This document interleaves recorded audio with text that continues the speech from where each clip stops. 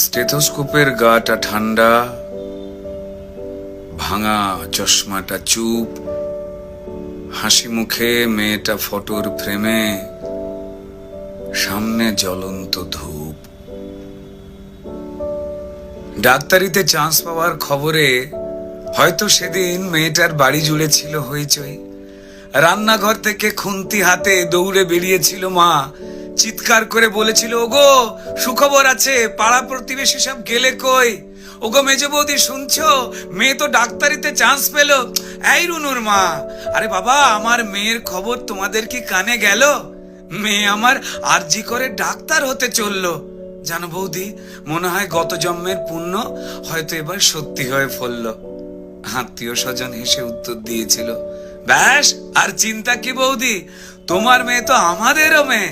অসুখ বিসুখ মানে এবার এ বাড়িতেই ডাক্তার।